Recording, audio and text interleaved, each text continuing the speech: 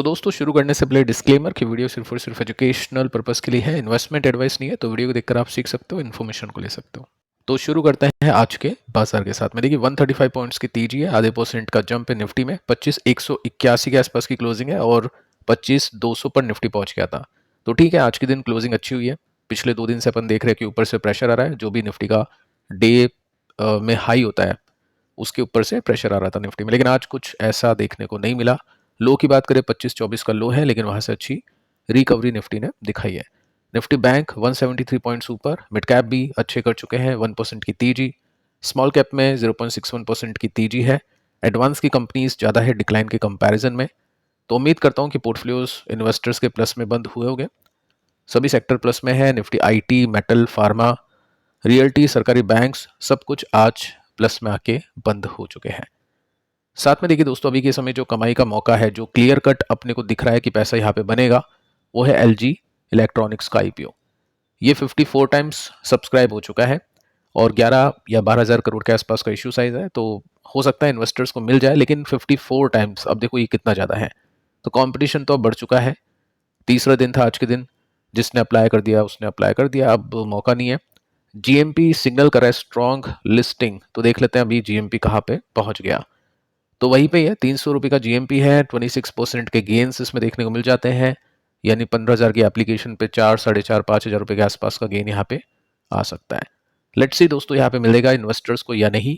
और लिस्टिंग के बाद में आगे की चर्चा करेगी कि वैल्यूएशन किस लेवल पे आती है और किस तरह की सिचुएशन है कंपनी की। तो लॉन्ग टर्म बेसिस पे लिस्टिंग के बाद में डिस्कशन होगा।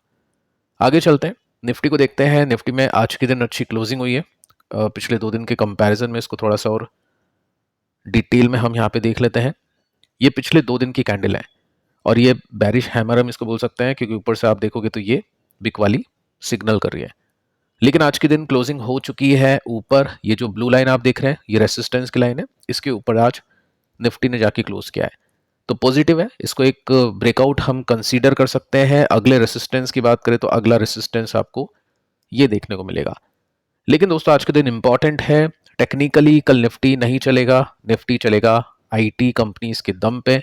आज के दिन टीसीएस के और टाटा एल्क्सी के नंबर्स अनाउंस हो चुके हैं, एक्सपेक्टेशन का डेटा भी है। तो देखते हैं आईटी कंपनीज में कल कैसा माहौल होगा, क्योंकि निफ्टी का मैक्सिमम एक्सपोजर आईटी में है और साथ में फाइनेंस में है। सो चेक करते हैं। सो एक्सपेक्टेशंस का डेटा आपके सामने है और टीसीएस आपको सबसे ऊपर देखने को मिल जाएगा। टीसीएस की एक्सपेक्टेशन देखते हैं 65,275, यानी सेल्स आनी चाहिए इतनी, रेवेन्यू आना चाहिए 65,275 करोड़ रुपीस का। और मार्जिन कितने होने चाहिए 26.70% के। प्रॉफिट आना चाहिए 12,600 करोड़ के आसपास का। ठीक है, तो 65,275। 65,275 को तो बीट कर दिया है, 275 था और यहाँ पे 65,800 है। सेल्स यानी रेवेन्यू 2% के साथ में बढ़ा है, कोई बड़ी तेजी नहीं है। स्टिल चलो ठीक है, हम बोल सकते हैं एक्सपेक्टेशंस यहाँ पे हो चुकी है beat, which is good. Net profit को देख लेते हैं तो 12,558 यानी 12,600 करोड़ के आसपास के प्रॉफिट एक्सपेक्टेड थे, लेकिन प्रॉफिट कम है। 9% का गेन है वाई एन वाई बेसिस पे, लेकिन क्यू ओ क्यू बेसिस पे आपको इसमें डिक्लाइन देखने को मिलेगी। इसका मतलब सिंपल से यह है कि प्रॉफिट एक्सपेक्टेशंस को मिस कर चुके हैं और सेल्स एक्सपेक्टेशंस को बीट कर चुकी है, यानी नंबर्स मिक्स है। अब मार्केट देखेगा कि कमेंट्री कैसी दी है, उसको भी मैं आपको बता देता हूँ आगे चल के। सबसे पहले अपन और भी कुछ देख लेते हैं, कुछ एडजस्टमेंट है क्या। तो देखो यहाँ पे 268 करोड़ का अदर इनकम में नुकसान देखने को मिल रहा है। पहले 1600, 1000, 1200 की अदर इनकम आती थी, ये वन टाइम होती है, तो नुकसान हर क्वार्टर नहीं होगा, ये वन टाइम लॉस इसमें आया है। साथ में मार्जिन को देखते हैं, नीचे नीचे आप देख सकते हैं ओपीएम कितने हैं, 27% के हैं और एक्सपेक्टेशन में कितना था, एक्सपेक्टेशन में था 2670 का, यानी 26.70% का।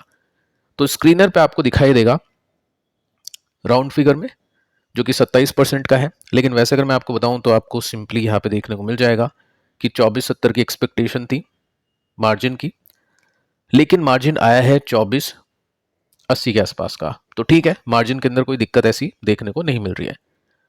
2470 एक सेकेंड में रीचेक इसको कर लेता हूं। तो ठीक है दोस्तों, इस शीट के हिसाब से अगर मैं एक्सपेक्टेशंस के साथ में कंपैरिजन करूं तो ठीक है। जो अदर इनकम में नुकसान हुआ है उसकी वजह से यहाँ पे नेट प्रॉफिट इसका नीचे आता हुआ दिखाई दिया है। साथ में हम चेक कर लेते हैं कि डिविडेंड कितना है, तो डिविडेंड इसका है 11 रुपीज़ का, और इसके साथ में आप देख सकते हैं सेकेंड क्वार्टर की जो ऑर्डर बुक है वो $10 बिलियन पर कंपनी ने पहुंचा दी है। तो स्ट्रॉन्ग ग्रोथ देखने को मिली है जो भी सेक्टर्स में कंपनी काम करी उसके अंदर। सो ये एक पॉजिटिव कमेंट्री देखने को मिलेगी। साथ में आप देख सकते हैं डिविडेंड भी इसने दिया है। और कुछ पॉइंट देखते हैं। अभी एआई के ऊपर बहुत ज़्यादा फोकस करी कंपनीज, क्योंकि एआई के ऊपर अगर कोई कंपनी आती है, ज़्यादा एक्सपोजर रखती है, तो उसकी वैल्यूएशन फटेगी और कंपनी का स्टॉक अच्छा करेगा। जैसे एग्जांपल के लिए हम देख सकते हैं परसिस्टेंट, कोफोर्ज, उनकी वैल्यूएशन काफ़ी ऊपर है और स्टॉक की प्राइसेस ने भी काफ़ी अच्छे रिटर्न्स दिए हैं। तो यहाँ पे आप देख सकते हैं कंपनी ने लॉन्च की है एक नई कंपनी डेवलप करने के लिए 1GW AI data centre in India. So अच्छी न्यूज़ है। AI डेटा सेंटर के ऊपर कंपनी काम कर रही है, TCS काम कर रहा है। साथ में आप देख सकते हैं कंपनी को अप्रूवल मिल चुका है। एक उसकी सब्सिडरी कंपनी है, वो क्रिएट करेगी multiple AI data centre infra और जो टेक्नोलॉजी सर्विसेज के अंदर कंपनी काम करेगी। पॉइंट ये है कि अगर कंपनी 100 रुपीज़ कमाती है तो कितने रुपए डेटा सेंटर से कंपनी कमाने वाली है। अभी कुछ नहीं कमाएगी, जीरो कमाएगी, लेकिन आगे चल के कंपनी कितने, देखो परसेंटेज बेसिस में होता है। कंपनी इतनी सारी कमाई नॉन डेटा सेंटर से कर रही है, तो कंपनी ने अगर बहुत बड़ा इन्वेस्टमेंट भी कर दिया तो 1-2% ही डेटा सेंटर से कमाएगी। तो बेटर ये है कि डेटा सेंटर में देखना है तो उन कंपनीज को देखा जाए जो छोटी कंपनी है और अभी ग्रो करने की कोशिश कर रही है। बाकी ये जो कंपनीज होती हैं ये डिफेंसिव कंपनीज के रूप में इनको देख सकते हैं। और साथ में चलो ठीक है, मैं आपको H1B वीज़ा के ऊपर कंपनी ने क्या कहा है वो भी बता देता हूँ।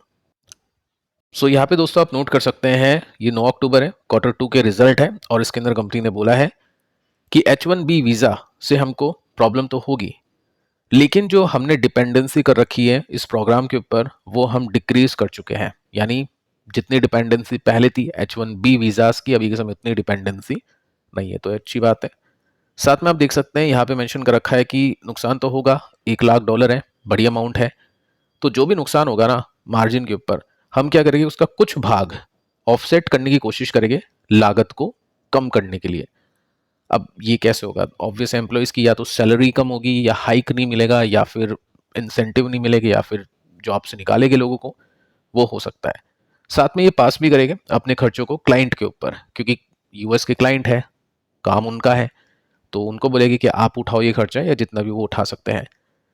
साथ में फॉरेक्स, ये फॉरेन एक्सचेंज गेन्स जो होते हैं, डॉलर की वैल्यूज़, ये सब चीज़ें ऑफसेट करने की कोशिश करेगी, यहाँ पे कंपनी ने बोला है। साथ में देखिए दोस्तों, आगे की जो कमेंट्री है वो थोड़ी सी कॉशियस है, यानी अच्छे रिजल्ट आए हैं, रेवेन्यू एस्टिमेट से ऊपर है, लेकिन स्टिल यहाँ पे कंपनी ने बोला है कि अगले कुछ क्वार्टर में देखना पड़ेगा, क्योंकि नॉर्थ अमेरिका के अंदर अभी अनसर्टेनिटी है, और इसको देखकर और जो वीज़ा इश्यूज अभी के समय चल रहे हैं उसको लेकर हम थोड़े बुलिश कम है। ठीक है, तो कल पता चलेगा कि कैसा रिएक्शन आता है। और आपने डेटा देख लिया सर, आपको क्या लगता है कि कल स्टॉक ऊपर जाएगा या नीचे जाएगा? आप नीचे कमेंट कर सकते हैं। चलिए दोस्तों, अब टेक्निकल्स के ऊपर आते हैं। 36% ऊपर से नीचे है। एक ऐसी कंपनी जो कि इंडिया में मार्केट कैप के हिसाब से टॉप 5 कंपनीज में आती है, उसका स्टॉक 40% के आसपास नीचे है। तो लॉन्ग टर्म इन्वेस्टर्स के लिए तो बहुत अच्छा है, स्टॉक डिस्काउंट पे है। ऐसा भी नहीं है कि स्टॉक नीचे है तो पी रेशियो ऊपर होगा, नहीं, पी रेशियो भी नीचे है। कंपनी का प्रॉफिट गिर नहीं रहा है, कंपनी का प्रॉफिट बढ़ रहा है, लेकिन परसेंटेज ऑफ ग्रोथ कम है, लेकिन कंपनी ग्रो कर रही है। तो लॉन्ग टर्म इन्वेस्टर्स के लिए बहुत अच्छी एक चॉइस बन सकती है, ऑप्शंस बन सकते हैं। ठीक है, लेकिन शॉर्ट टर्म के लिए या फिर आपको देखना है कि खरीदा और उसके बाद में ट्रेंड अच्छा चले, तो उसके लिए तो वेट एंड वॉच है, क्योंकि ट्रेंड तो नेगेटिव है। 36% गिर भी गया हो लेकिन ट्रेंड नेगेटिव है, क्योंकि ये जो कंपनीज है ना, आईटी कंपनीज, एफआईज के हाथ में है ज़्यादा, और एफआईज अभी के समय आईटी कंपनी से ही निकल रहे, तो ये चाहे तो कितना भी तोड़ सकते हैं। तो नेगेटिव है। देखते हैं टेक्निकल्स में कोई रिवर्सल आता है क्या। कल तो नहीं आएगा, एकदम से इतनी तेजी तो आती नहीं है कंपनी इसमें, लेकिन ग्रेजुअली अगर कंपनी बढ़ती है तो आएगा, तो मैं आपको बता दूंगा रिवर्सल। ठीक है, टाटा एलेक्सी ये देख लेते हैं एक बार हम। 915 करोड़ की सेल्स आनी चाहिए इसमें, और 154 करोड़ का प्रॉफिट आना चाहिए, 22.30% के मार्जिन आने चाहिए। सो डेटा आपके सामने है, ये भी रिजल्ट टीसीएस की तरह आफ्टर मार्केट क्लोजिंग आया है। तो 915 करोड़ की सेल्स थी और 154 करोड़ का प्रॉफिट था, तो चलो ठीक है, प्रॉफिट तो एक्सपेक्टेड जो भी थे उसके हिसाब से है। 155 करोड़ के 915 करोड़ की सेल्स थी, तो ये भी इन लाइन है। 918 करोड़ की सेल्स है, तो ओके नंबर्स है, बहुत अच्छे नंबर्स नहीं है। आगे चलते हैं प्रीवियस क्वार्टर में कंपनी ने सीक्वेंटली यानी कि उनके बेसिस पे डिक्लाइन दिखाई थी 4% की, अभी के समय 7% का जंप है। तो कोई बड़ी बात नहीं है, एक्सपेक्टेशन में ये था और वैसा ही कंपनी ने किया है। रिजल्ट 5 बजे के आसपास आए थे, कुछ कमेंट्री यहाँ पे सुनने को मिली नहीं है। यहाँ पे आप सिंपली नोट कर सकते हैं कंपनी में प्रॉब्लम क्या है कि कंपनी का प्रॉफिट डिक्लाइन मोड में आ चुका है। एकदम से यहाँ पे प्रॉफिट बढ़ा था 200 करोड़ का 800 करोड़ पे पहुंच गया था 20 से लेकर 23 तक के अंदर, लेकिन 23 से लेकर 25 में कंपनी निराश कर रही है, प्रॉफिट नहीं बढ़ा पा रही है। इसी की वजह से एफआईज ने काफ़ी बेचा। 15% का स्टेक था जो कि घटते घटते घटते 12% का हो चुका है, लेकिन इसके अगेंस्ट में डीआईज ने काफ़ी अच्छी बाइंग की है। 4% का स्टेक था जो कि बढ़ के डबल से भी ज़्यादा हो चुका है, 9% का हो चुका है। देखिए दोस्तों, अगर आपको लॉन्ग टर्म के लिए अच्छी कंपनी चुननी है तो सिंपल सा फंडा है, फंडामेंटल्स आपको बताइए हो गए कंपनीज के। आप ये देखो एफआईज बेच रही है लेकिन डीआईज अग्रेसिवली उसमें बाइंग कर रही है, वो लॉन्ग टर्म कंपनी होती है।